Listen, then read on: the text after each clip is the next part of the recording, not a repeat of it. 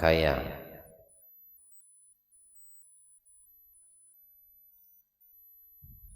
Dari hikmah yang sudah kita pernah lalui bahwasannya Allah Subhanahu wa ta'ala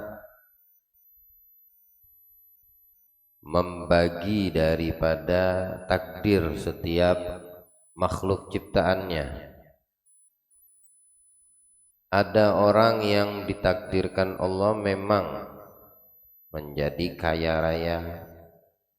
Ada juga orang daripada hamba yang ditakdirkan menjadi fuqara atau orang miskin.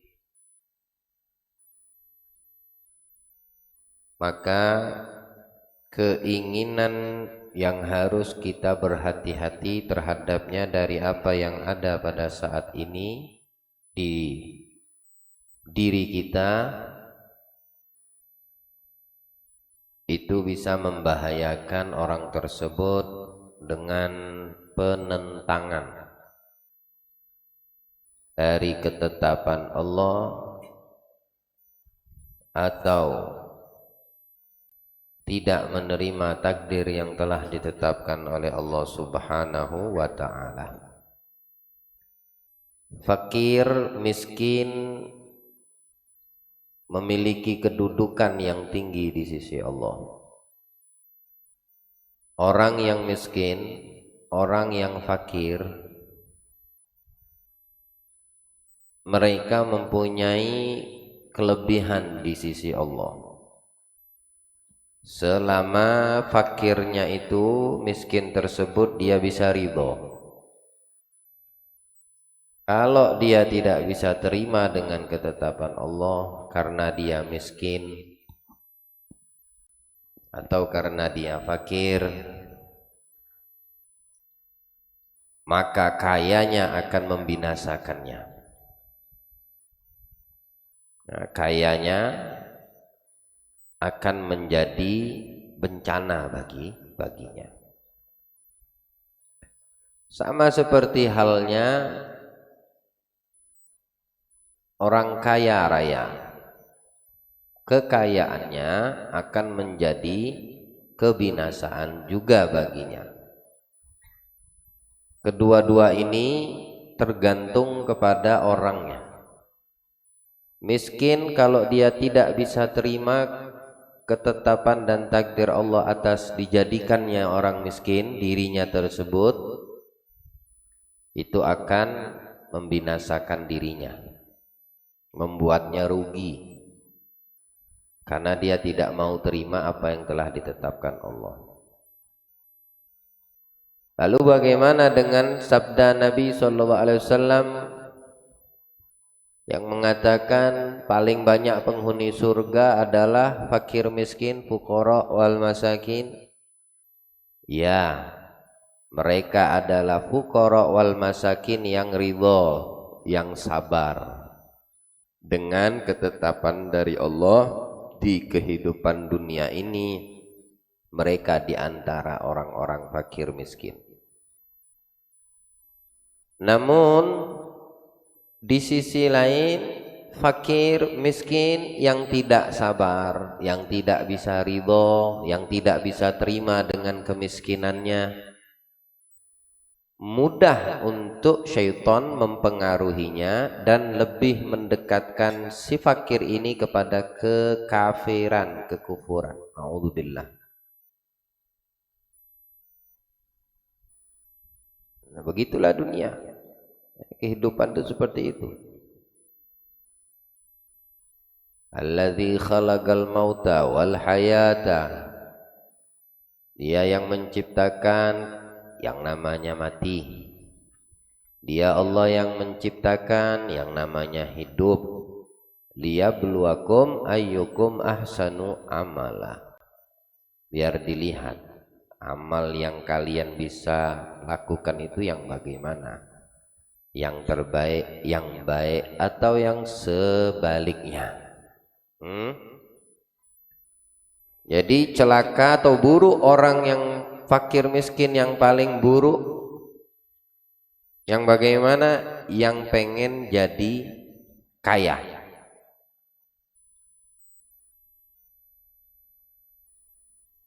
Orang fakir, orang miskin itu karena dia melihatnya terlalu melihat ke atas, maka timbullah nafsu keinginan. Karena dia belum tahu sisi orang-orang yang kaya. Orang yang kaya raya, dia melihat orang fakir miskin, ya, memiliki kelebihan. Enak ya jadi orang miskin tuh ya. Tidur di atapnya seng, panas, ndak ada AC, nyenyak aja tuh dia tidur. Nah ini kata orang kaya tadi.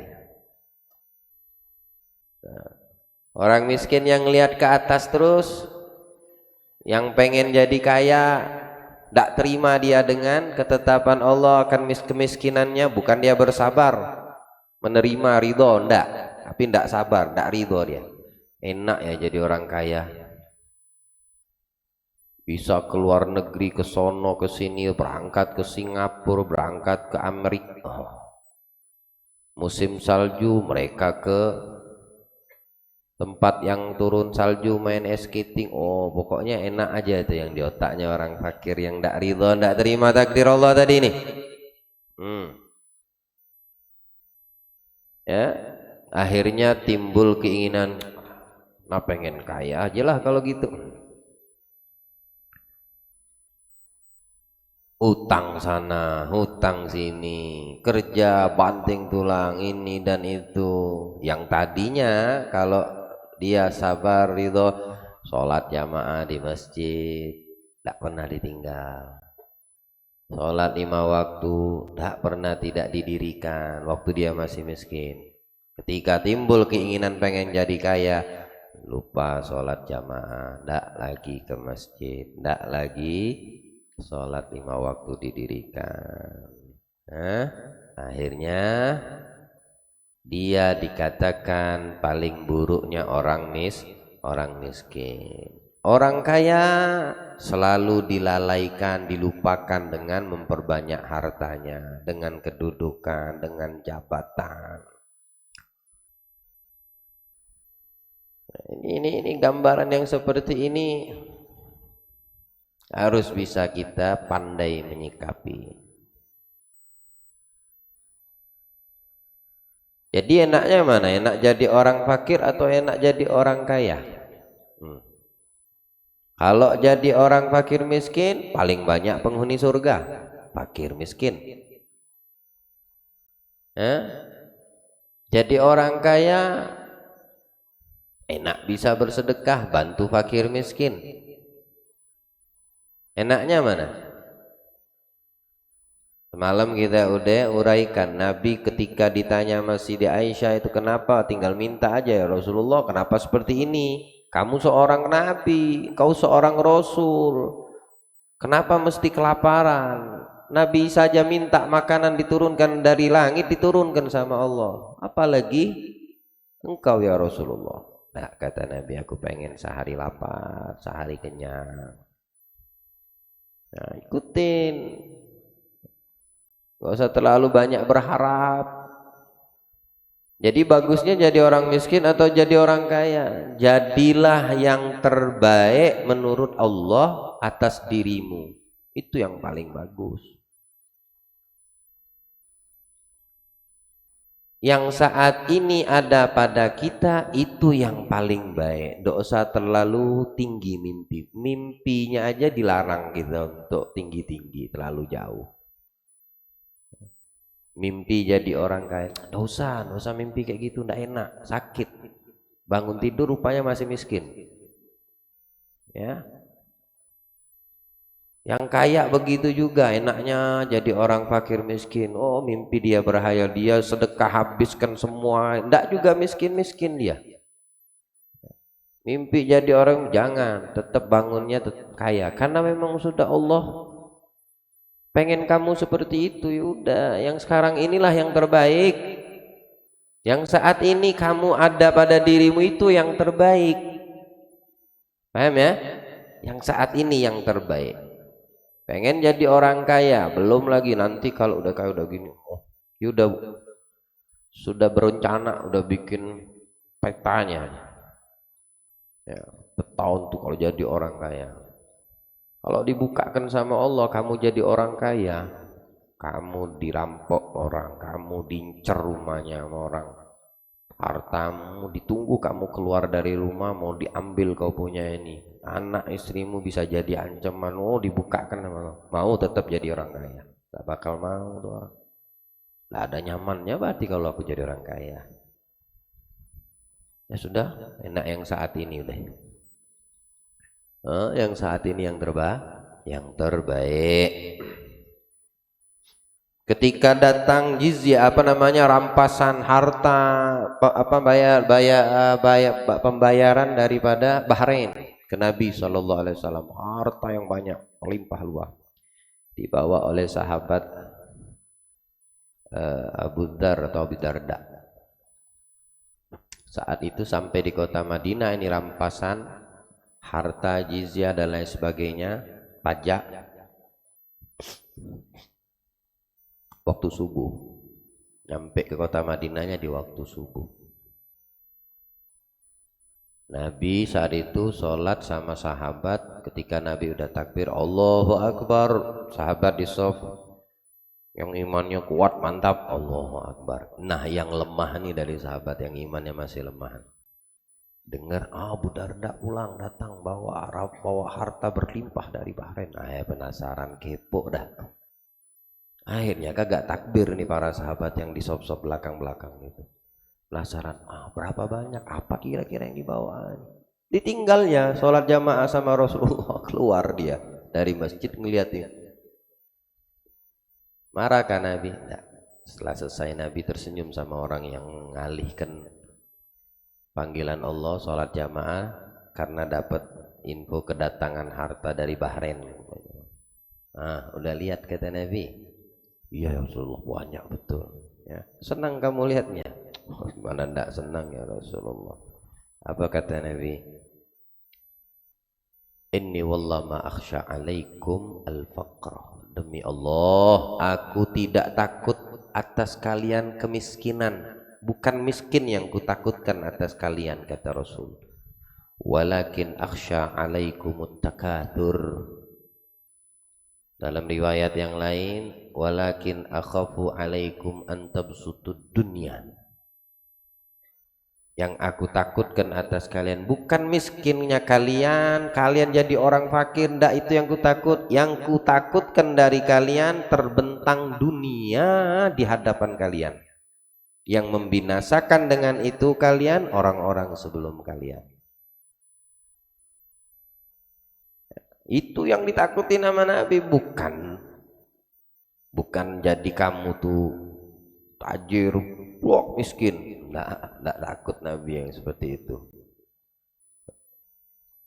Usahamu bangkrut, ya bukan kekhawatiran. Nabi nggak mengkhawatirkan itu. Malah kalau Allah kasih kamu dunia, apalagi dengan istidraj, seperti pembahasan semalam, istidraj, akhirat kamu di stop sama Allah, dunia dilancarkan sama Allah untuk kamu. Ada istidraj, itu mesti ditakutin. Sampai nanti kamu ke puncak kebahagiaan, harapan yang kau inginkan, akhadnahu baghtatan, kami ambil dengan cara mendadak. Kamu juga mati mendadak akhirnya. Gila langsung. Putus asa. Bahaya dunia ini, bahaya. Jadilah kalau memang takdir Allah kamu itu fakir, hidup apa adanya, merasa cukup. Igna bigalil yu'tikal katsir. Merasa cukuplah sama yang sedikit. Allah akan tambah ya untukmu kalau seandainya kamu bisa merasa al-ghana'ah, cukup. Nabi diperlihatkan surga itu banyaknya fuqara. Ketika diperlihatkan neraka sama Nabi, dilihat paling banyak apa? Wanita, perempuan. Masya Allah.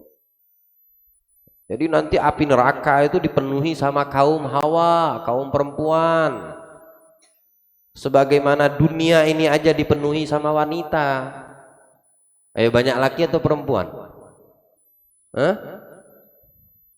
Banyak apa? Banyak perempuan. Di dunia aja udah penuh, banyakan perempuan melebihi daripada laki-laki. Nah, di jahanam neraka begitu juga, dilihatkan Nabi paling banyak perempuan. Kenapa? Kufur dengan nikmat Allah sebabnya. Keluar dari taat suami sebabnya. Keluar ke rumah bersolek, tahu bersolek enggak? Berdandan cantik biar dilihat sama orang, biar dilihat sama laki-laki di luar, biar dipuji. Depan lakinya bau dapur, bau minyak goreng, bau ikan asin. Kalau keluar berdandan, biar dilihat orang cantik, biar dipuji. Kan perempuan kan begitu, senang dipuji. Allah jaga istri kita daripada penghuni neraka. Jaga anak gadis perempuan kita daripada penghuni neraka. Karena paling banyak penghuni neraka perempuan. Laki-lakinya berarti tidak banyak. Ya. Paling banyak kaum ini kufur dengan nikmat Allah, kufur dengan suaminya. Kasih suaminya ini tidak bisa terima. Suaminya itu pas-pasan, dia pengen yang lebih. Hati-hati yang seperti itu. Paling bahaya dunia ini, paling bahaya kalau ada di hati. La ilaha illallah. Ya fakir, Syagigul Bulkhi pernah mengatakan, wahai orang yang fakir, la tashtagil wa la tat'ab fi talabil ghina. Jangan kau capek-capek, jangan kau sibukkan dirimu repot untuk mencari kekayaan. Fa innahu idza gusima lakal faqru la takunu ghaniyan. Karena kalau sudah di ketetapan Allah kamu menjadi fakir, enggak bakal kamu jadi kaya. Untuk apa capek-capek cari duit, paksa diri, banting tulang. Kalau memang sudah di ketetapan Allah kamu itu fakir, miskin, enggak bakal kaya. Enggak bakal kah? Enggak bakal kaya.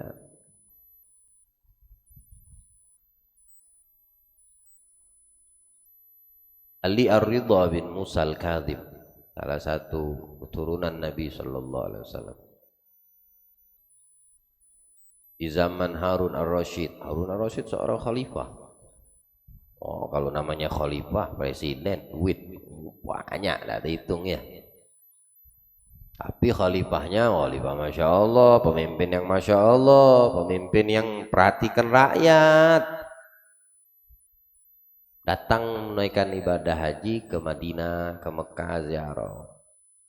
Semua jamaah yang hadir di sana di Masjidil Haram itu dibekalin emas, duit. Dulu kan pakai dinar. Satu orang dapat ya, satu kantong lah bahasa kita. Oh, ini dari raja, orang khalifah yang ngasih nih. Namanya Harun Ar-Rasyid. Siapa nggak kenal Harun Ar-Rasyid? Seneng nggak kira-kira kalau dikasih uang sama orang kita? Seneng lah. Apalagi kalau kita butuh. Oh, senengnya bukan main. Kasih emas ini satu ikat satu. Pas ketemu sama satu hamba Allah, ada Imam Ali Ridho. Lagi sholat di atas sejadahnya tinggal Ka'bah. Ditunggu sama Harun Ar-Rasyid. Semua udah dapat bagian, tinggal satu ini. Amma betul nih orang sholat. Duduk dia liatin. Oh, lama betul sholatnya. Ini orang aja yang belum ku kasih nih. Akhirnya tidak sabaran, khalifahnya tidak sabar. Diambil sama dia, ditaruh di sejadahnya. Taruh sejadah, habisnya dia jalan. Tak lama dari itu salam. Ya salam, diambil sejadah sama beliau. Siapa yang naruh ini? Kaget. Orang nerima dengan senang hati. Ini dibuang ya? Dibuang ya? Kasih duit emas satu gantang, satu kis, satu bungkus gitu, dibuang. Kok tidak mirip sama jamaah muhajir ya? Ada kayak seperti itu? Kasih duit segepok, duit baru 2022 lagi. Wah, kalian lempar gitu. Ya. Misalnya lagi duduk nih di majelis arba'in. Ya, tiba-tiba Manang Allah berubah takdirnya jadi orang kaya raya. Oh, datang aja bawa 2 karung, 2 karung. Saat kalian lagi khusyuk nih, dengarkan kajian kita. Tiba-tiba datang, sekepok. Kalian fokus sama itu atau sama kitab?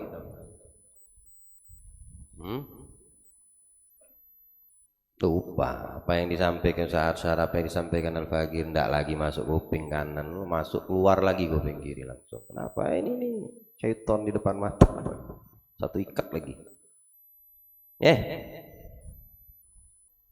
Tapi kalau saat Nanang ngasih itu segepok, muhajir betul kalian. Al-muhajir sawak sejati itu ya. Malah kalian pelototin apa itu ini orang lagi majelis taruh duit segepok 100.000, tahu baku nih 2022 nih keluar duit cetakan baru, nanti aja habis majelis. Tidak apa-apa kalau habis majelis, ini orang lagi ibadah, lagi sholat, Imam Ahlu ditaruh duit dilempar sama apa-apaan ini, siapa lagi tidak ada kerjaan kah naruh duit depan di sejadah atau orang lagi sholat, dilihat sama Harun Rasyid, diambil ini. Mulianya orang yang lempar, hinanya orang yang comotin duitnya yang ngambil. Mulia betul yang ngelempar ini uang, hina betul yang ngambilin ini duit. Maksudnya dia yang hina, ngumpulin yang dilempar sama balik. Ditanya siapa ini orang? Oh ini Imam Ali Ar-Ridha bin Musa Al-Kadhim, cucunya Nabi Muhammad sallallahu alaihi wasallam. Wajar. Tidak ada pengaruh yang seperti itu. Ini orang-orang yang sabar. Tidak ada yang namanya gila harta, gila jabatan. Dia tahu bagaimana kakeknya Rasulullah. Lihat bagaimana datuknya Nabi Muhammad SAW. Lihat bagaimana datuknya Az-Zahra Al-Batul. Hakada.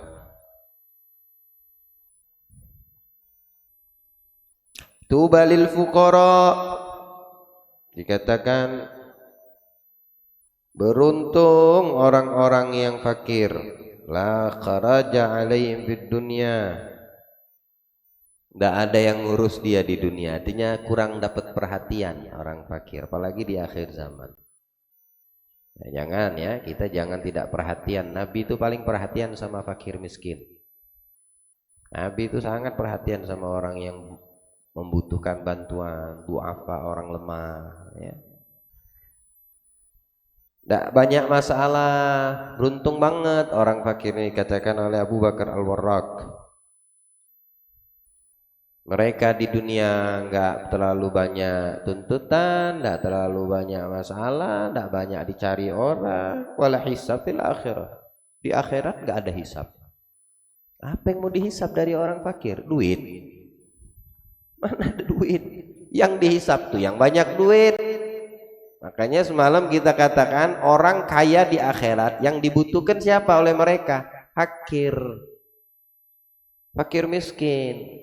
Yang paling dibutuhkan sama orang kaya raya waktu hidup di dunia ini, ia mereka yang fakir miskin waktu di dunia. Minta tolong dia, kamu jadi saksi, aku pernah bantu kamu kan pakai hartaku, tolonglah, jadi lebih ringan hisabku, tidak terlalu lama. Lah fakirnya udah di dalam surga, udah di dalam surga duluan sama Nabi. Yang kaya raya bagaimana? Yang kaya raya masih dihisab, dari mana yang dapat duitnya, gimana transaksinya, ada haram enggak, terus kemana dikasihnya. Itu baru satu harta. pernah dengar cerita ada satu raja yang mau meninggal loh. Oh, cerita apa namanya tukang potong pohon. Orang ke kapak, gara-gara kampak.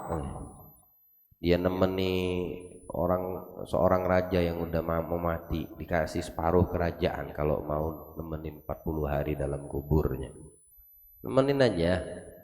Oh mau, nemenilah.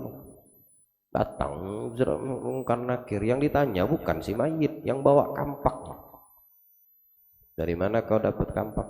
Untuk apa kau gunakan kampak? Kau izin tidak motong pohon? Terus bagaimana kau dapetin duit untuk beli kampak ini? Kau gunakan untuk dengan cara yang halal atau yang 40 hari ditanya kampak aja. Loh gimana orang yang banyak duit? Kampaknya aja ditanya kayak gitu 40 hari. Keluar dia dari situ tidak mau lagi. Ambillah harta kau. Tidak mau aku separuh. Menang dia. Berhasil dia 40 hari nemenin si mayit ini tadi. Tapi ketika mau dikasih separuh kerajaan tidak mau dia. Satu kapak aja 40 hari tidak lepas, nggak selesai dari pertanyaan dua malaikat di kubur. Bagaimana separuh kerajaan, harta kekayaan? Pertanyaannya. Makanya orang yang paling kaya, orang yang paling lama masuk dalam surga. Kalau masuk.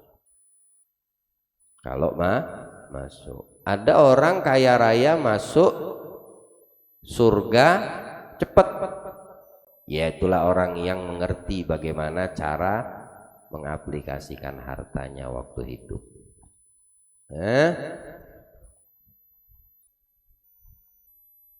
Mana yang afdol, kaya atau jadi orang miskin? Tentunya jadi orang miskin afdol kalau dia bisa ridho dan sabar. Tapi kalau tidak ridho, tidak sabar, maka ini dikatakan Imam Haddad dalam hikmah yang kesekian ini, syarrul fuqaha, paling buruknya, paling hinanya orang miskin yang pengen jadi kaya. Wa khairul aghniya, sebaik-baik orang kaya, man la yakrahu ayyakuna minal fuqara. Kalau dia tiba-tiba miskin, dia bisa terima, tidak benci dia. Itu Pak orang kaya yang baik, orang kaya yang Masya Allah. Dia tidak takut miskin, dia tidak takut menjadi orang fakir. Kalau kita ini kan kebalik, ada harta takut miskin. Berarti kalau seperti itu gambarannya, kita seburuk-buruk orang kaya. Orang fakir kalau pengen kaya buruk, tak bagus. Tapi orang kaya bagus kalau dia tidak takut miskin. Kalau dia udah takut miskin, berarti dia seburuk-buruk dan hinanya orang kaya. Karena Nabi SAW dalam hadis bilang, barang siapa di pagi hari otaknya cuma dunia, Allah tanamkan di depan matanya itu kemiskinan. Dan semua yang tadinya menyatu dicerai-berai sama Allah. Nah, barang siapa di berpagi-pagi otaknya, pikirannya, hatinya cuma akhirat, maka Allah akan menyatukan yang terpecah darinya menjadi satu, dan Allah jadikan kekayaan di dalam hatinya. Jadi kaya nih orang. Ghinaul ghalab. Imam Ghazali mengatakan, orang yang kaya sebetulnya hakikat orang yang kaya yang bagaimana? Yang kaya hatinya. Orang fakir yang ridho, sabar, itu kaya loh. Kaya hatinya. Orang kaya medit, pelit, kikir, bakhil, miskin tuh orang. Walaupun hartanya numpuk. Tak bisa dinikmatin sama orang di sekitarnya, bisa bantu bersedekah, membantu orang yang butuh. Pelit, medit, bakhil, miskin tuh orang. Miskin dia. Kenapa? Mestinya itu jadi kendaraan akhirat, mestinya itu harta bisa mengangkat derajat, tidak digunakannya, disimpan, ditumpuk, mati jadi rebutan ahli waris. Hartamu itu jangan kamu simpen, jangan kamu tumpuk, titipkan sama Allah. Nanti kamu panen. Panennya nanti setelah mati di akhirat. Man kana yuridu harthal akhirah, barang siapa yang ingin nanam ya, dengan nanam nanti di akhirat, panen di akhirat, nazid lahu fi hardi, kami kasih tambah yang hasil panennya. Makanya orang sedekahnya 1.000 perak, panennya 100.000 nanti di sisi Allah.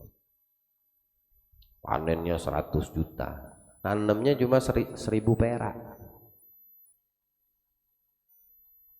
Ada orang fakir sabar bersedekah, dia lebih hebat dari orang kaya yang bakhil. Mana yang lebih afdol? Fakir bersedekah, menyisihkan hartanya untuk bersedekah, dia fakir, dia miskin, hidup seadanya. Sama orang kaya bersedekah, lihat ya, kalau yang kaya raya tadi itu bersedekah hingga tersisa dari hartanya mengalahkan daripada apa yang ada pada si fakir miskin, maka sedekah si kaya ini lebih hebat dari sedekah orang miskin. Tapi kalau dia sedekahnya duitnya 1 M, sedekah 100 juta, si fakir miskin duitnya 10.000, sedekah 5.000, afdol si fakir. Paling afdal sedekahnya si fakir miskin. Kenapa? Dia berani mengeluarkan setengah kekayaannya, dari 10.000 5.000 disedekah. Lah si kaya tadi 1 M cuma 100 juta, dia keluar cuma 10%-nya doang. Yang si fakir 50%. Jadi seburuk-buruk orang kaya takut miskin. Allah selamatkan kita insya Allah ya. Dijaga kita, dijadikan apa yang kita harapkan diberikan sama Allah, dan dijadikan kita sebaik-baik hamba di atas muka bumi Allah subhanahu wa ta'ala. Dan Allah jadikan insya Allah perkumpulan kita ini membawa berkah, dan dijadikan keluarga kita keluarga yang diridhai Allah, dan bisa menerima ketetapan dari Allah, mendatangkan kebaikan dunia wal akhirah. Amin ya rabbal alamin.